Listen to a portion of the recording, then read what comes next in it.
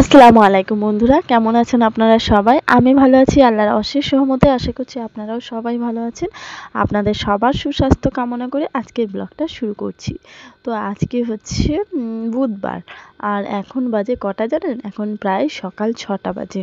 তো অনেক সকালে ঘুম থেকে উঠেছি, আর ভোরবেলা উঠে যদি গুছিয়ে কাজকাম করা যায় না, দেখবেন অনেক তাড়াতাড়ি আর অনেক সহজেই কিন্তু কাজকাম হয়ে যায়, আর নিজের জন্য, পরিবারের জন্য অনেক সময় বের করা যায়। তো আমি উঠি অনেক ভোরে, আর যেহেতু আমাকে ঘরের কাজও করতে হয়, বাইরের কাজও করতে হয়, তো তার জন্য না আমার কাজের কোনো শেষ নেই, নিজের বিশ্রামের কোনো জায়গা নেই নিজের জন্য। যাই হোক, তো সকালবেলায় আমি যেটা করি জানেন তো, আগে এসে আমি উনুন পাটটা কিন্তু ঠিকঠাক করে নিই, যেহেতু আমাকে রান্না করতে হবে। সকালবেলা বাবা স্কুলে যাবে, তো সকালবেলা যখন আমি উনুন জ্বালাতে যাই তখন উনুনটা খুব একটা জ্বলতে চায় না, জানেন কেন?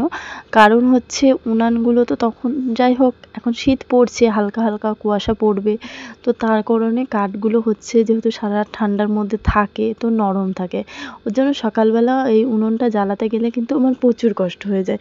আর তারপরে যখন উনুন একবার জ্বলা শুরু করে তখন কিন্তু আর হয় না, অসুবিধা হয় না, আমার রান্নাটা ঝটপটি হয়ে যায়।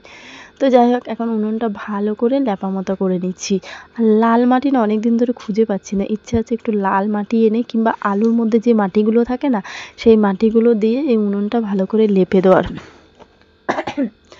আর সত্যি কথা বলতে কি জানেন তো, আমি সময় পাচ্ছি না বাড়িতে থেকে যে এগুলো সব একটু, যেগুলো এক্সট্রা কাজ আছে, উনুনটা আমি অন্য জায়গায় নিয়ে যাব, এসব গোছন গাছন করবো, হ্যাঁ সেগুলো আর কি আমি একদম সময় হয়ে উঠছে না।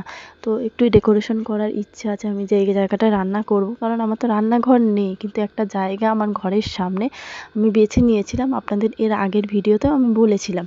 তো সেই জায়গাটায় একটু সুন্দর করে বেশ সাজিয়ে গুছিয়ে তুলবো, বলতে পারেন গরিবের রান্নাঘর। যাই হোক, সেটাই তুলবো, সেটাই সময় পাচ্ছি না। তো এদিকে আমি ভাতটা বসিয়ে দিলাম, ওদিকে আমার ভাতটা হচ্ছে, আর আমি এটাই করি, কারণ সকালবেলা না সময় হয়ে উঠবে না। আমি যদি এখন সব কাজকাম গুছিয়ে নিয়ে রান্নায় যাই তাহলে কিন্তু আমার দুটোর মধ্যে কোনোটাই হবে না, হজরলব হয়ে যাবে। তো তার জন্য আমি ওইদিকে রান্না বসিয়ে দিয়েছি। যতক্ষণ ভাত হচ্ছে ততক্ষণ কিন্তু আমি পানি ভরেছি, থালা মেজেছি, প্লাস জামা কাপড় ছিল কতগুলো ভেজা মেলে দিয়েছি। তারপরেও কিন্তু আমার ভাত হয়নি। তারপরে আমি চলে এসেছি এখানে সবজি বাটা করে নেব।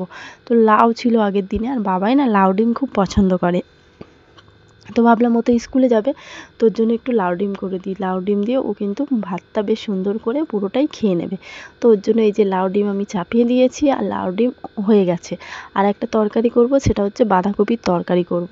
আর ফ্রিজে বাটা মাছ রাখা আছে, সেই মাছটা ভাবছি আজকে আর ঝোল ঝাল করবো না, কারণ কয়েকদিন ধরেই মাছের ঝোল খাওয়া হচ্ছে, তো মাছের ঝোলটা আজকে আর খাবো না।